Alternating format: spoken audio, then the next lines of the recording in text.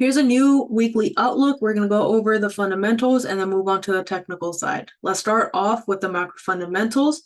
This week, we just saw that S&P 500 has logged its best two-day rally since June, fueled by corporate earnings. About 85% of the companies in the S&P 500 that have reported so far have beat expectations, and that has traders leaning back into risk. When we scroll down, we see that tech mega caps have climbed 1.7%. Small caps have surged nearly 2%, and treasury yields slipped back under 4%. But behind that rally, the tone is still pretty much mixed because we're seeing early signs of credit stress creeping into the conversation again. Bank of America has warned that if private lending issues persist, then pension funds and long-onlys could be forced to sell index funds to meet obligations. And for us as traders, that is a reminder that liquidity risk can flip this market pretty fast. While that is happening, gold is creating new highs once again. Gold has crossed above 43.40 an ounce this morning, which is up about 4% on the day. But what's really interesting is that it's rallying even when stocks are green and yields are down, which means that it's no longer trading off of traditional real rate correlations that we have seen in the past. This conversation with the former RBI governor explained it pretty perfectly of whatever's going on, and that is that the global trust is breaking down. With asset seizures, sanctions, and political weaponization of money, investors globally are now rotating into bearer assets that they can actually hold and control. So overall, what we see is that while equities are celebrating earnings and we're seeing the massive rallies on equities and everything like that, institutions are quietly hedging through gold, yen, and long duration bonds. So for us as traders, that's our first major signal that sentiment may look risk on the surface level, but underneath that, the flow is still very much defensive. Moving over to the geopolitical side now, we see that in the Middle East, the Gaza truce has resumed after the fresh clashes, with the U.S. mediating between Israel and Hamas. Aid is trickling back in, but the ceasefire is still very fragile. So we're still very much on the defensive side. Oil prices are holding near that $57 a barrel at the moment, and that reflects a partial unwind of the war premium. Over in Europe, France was hit with an unscheduled downgrade from S&P, cutting its rating from A+ to A+ from AA. That means that some funds that are only allowed to hold AA sovereigns might be forced to sell the French bonds, and it comes right as the French government already struggles to pass its 2026 budget. So this week we're going to keep an eye on European spreads, and potentially they could also widen if by Friday we see that Moody's follows through with another cut. European Union is also moving in a very protective tone, talking about forcing Chinese companies to hand over technology in exchange for market access while redirecting public contracts towards domestic firms. And that's a major signal that Europe's industrial policy is shifting from defensive to aggressive. And then we have news about Trump, with the US at the center of it all, where Trump is once again leveraging his classic negotiation formula, which is threaten, escalation, and then pull back to close the deal. He's now starting to soften the tone on China and confirming plans that he's going to meet the Chinese president later this month after flirting about 145% tariffs. And he's also planning a summit with Putin in Budapest in about 2 weeks. So he's shifting the attention towards the Ukraine diplomacy after the Gaza deal. Then we have some IMF news where we have the global finance ministers and central bank heads at the IMF and World Bank meetings in DC. Basically, they've said the same thing, that they're calm for now, but the risks are continuing to build. And we're seeing that, through the other headlines that we just went over as well. The IMF's growth forecast still sits around 3.2% for this year, but they have warned that another flare up in the trade war or bursting the AI bubble could shave over $1 trillion from global output. So geopolitically, we're also sitting in this strange balance where we see the headline optimism, but underlying fragility, right? And that's the same exact thing that we're seeing with gold, same exact thing that we're seeing with the equities and everything like that. And then we have some progress between Korea and US, where we're seeing that the trade talks here are starting to make headway, but they're not quite done just yet. Officials have said that there's been substantial progress on these tariff negotiations, but the $350 billion investment fund that underpins the deal is still stuck on the currency side. We see that Korea is pushing for a swap-style backstop to stabilize the won, while the US wants upfront funding optics. The markets like this progress, but until the FX mechanics are finalized, the US dollar and the won will still stay quite volatile. We don't actively trade that in the group, but the reason why that this deal matters is because it's part of a much bigger global rebalancing story where you have the trade blocs who are redrawing themselves as countries like Korea, India, and the EU are starting to reposition between Washington and Beijing. And that's what's keeping the flows so choppy across global indices and currencies. So let's sum this up real quick before we move on to the economic calendar, because that was a lot. Basically, what we have is that institutions are buying strength selectively. Tech, semis, and cyclicals are tied to earnings, but these institutions are hedging risk elsewhere through gold, yen, and treasuries. So that's exactly what we're going to be watching in the group throughout the week as well. Credit desk are watching bank loan portfolios closely, and sovereign desk are monitoring Europe's downgrade cycle. We're going to do the same exact thing as we're trading any euro pairs. Meanwhile, we see that the retail flows are still chasing momentum, which usually means that we're in the later stages of a relief rally. So sentiment right now is cautiously optimistic, but fundamentally fragile. So the best trades that we're going to be catching this week will come from aligning those with institutional footprints, not with the retail emotions. So let's go ahead and take a look at the economic calendar and pretty much what we have going on this week. The US government shutdown is still continuing, so any data that's supposed to come out from the government will be delayed. It is supposed to be CPI week, but obviously we're not going to be getting that until the government opens up again. Other than that, let's take a look at Sunday. We started off quite easy. Today was quite easy as well, not much happening. And then tomorrow we have CPI coming out from Canada. So if you're trading any Canadian pairs, that's what you want to watch out for. ECB president will be talking. FOMC member Waller will be talking twice, it seems like. And then CPI data from the UK, along with PPI and RPI, so all inflation from consumer, producer, and the retail side. Wednesday, you have the ECB president who will be talking. That's going to be important too. And then more FOMC members. And then more retail sales data coming out from Canada, again, for any Canadian pairs. Existing home sales will be coming out from the US. Some more FOMC members who will be talking. And then Friday, we have PMI data that's coming out from the Euro and also from the UK. And then US as well. All right. And then this is all a week before we're supposed to have interest rates coming out from the US. So that's why we're going to be watching, whatever the FOMC members also have to say, but pretty much we know for a fact that we're going to get October rate cuts. Now it's a matter of seeing if we're going to get December rate cuts as well. Let's go over to the technical side, start off with the weekly with US 30. We went over the fundamentals of why the equities are rallying here. So we're still going to be very careful when we're looking at these higher time frame levels. I'm going to mark off the top wick rejection. That is the highest that price has been so far, which is 47.60. We had a bit of a gap up that happened this week, and then we came back down, filled in that gap. So I'm going to mark off the candle body open, which is 46.300. Let's come on to the daily time frame.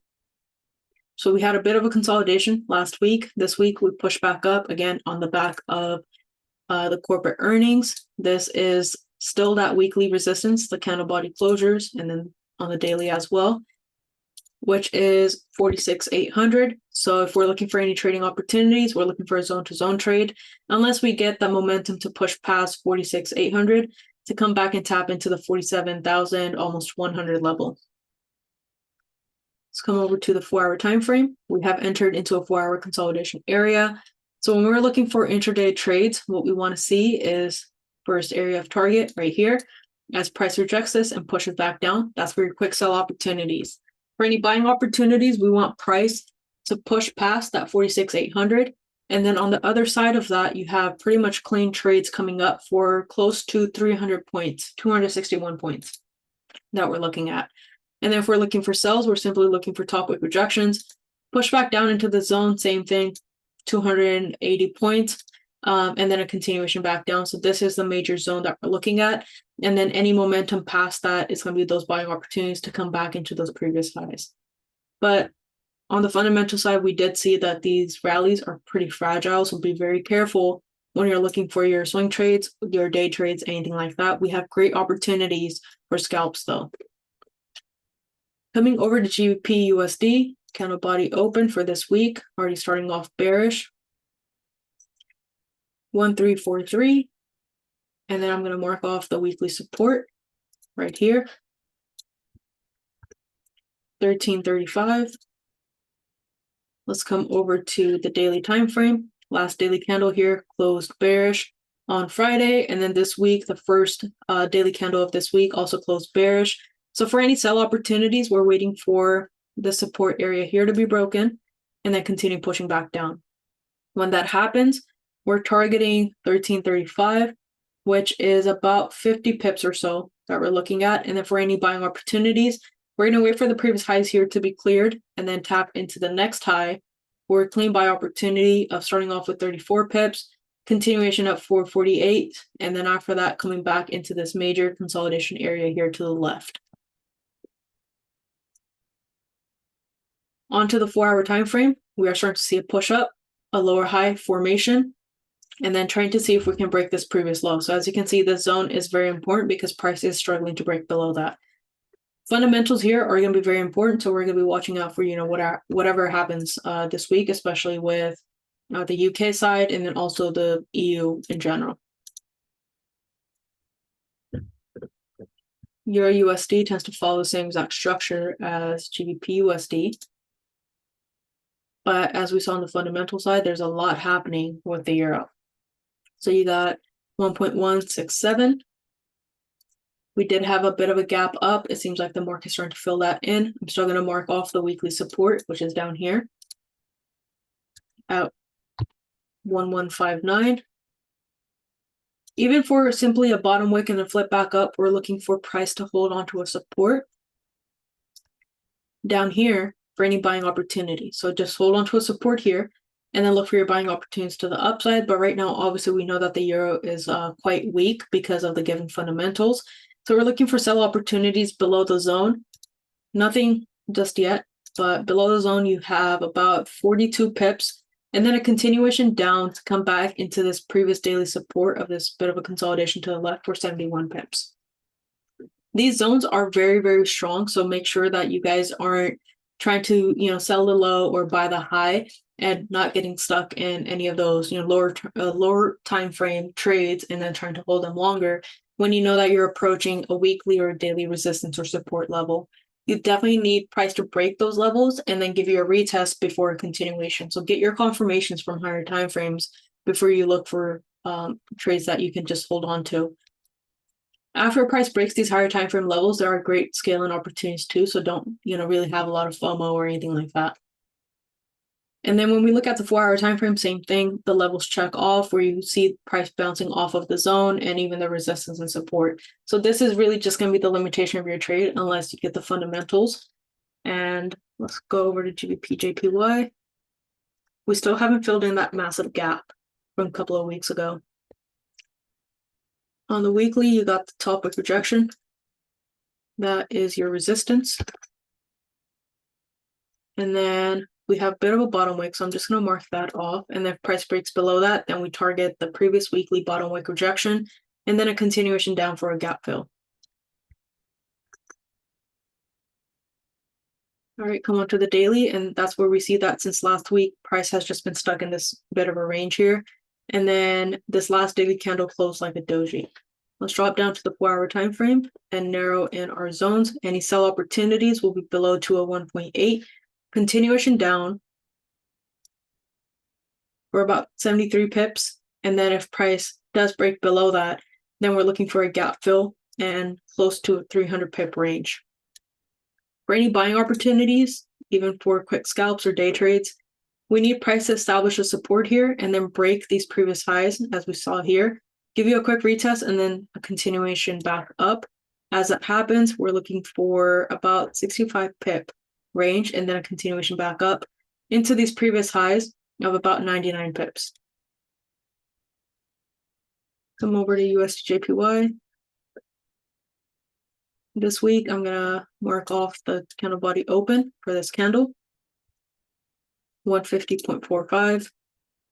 Top wick rejection